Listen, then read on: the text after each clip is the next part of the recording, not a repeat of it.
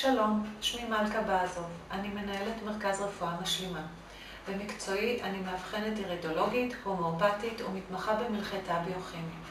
את לימודיי סיימתי באנגליה. עם חזרתי לארץ התחלתי ליישם את שיטות האבחון והטיפול מהמתקדמים ביותר בעולם כאן במרכז רפואה משלימה.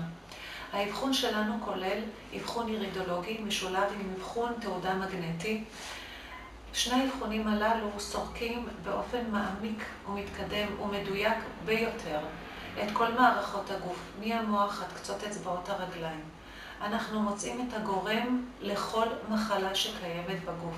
לכל תהליך שמתקיים ומתפתח בגוף, אנחנו מוצאים את הגורם לו, את הסימפטומים, את הליך המחלה ואת הדרך של הטיפול לאחר שבודדנו את הגורם. וזה העיקר מבחינת האבחון. אנחנו מוצאים גורמים לבעיות שונות כגון בעיות תורשתיות, בעיות במערכת עיכול, בעיות הורמונליות, מחלות עור שונות, בעיות משקל עודף, כל דבר שמתרחש בגוף, כל הליך, כל סימפטום, כל מחלה, כולם יבואו לידי ביטוי באבחון, ואנחנו בעזרת האבחון נבודד את הגורם, ואז כשבודדנו את הגורם אנחנו יודעים איזה טיפול מדויק ומותאם באופן ספציפי לבעיה הבריאותית, הן הפיזיולוגית והן הנפשית עבורכם.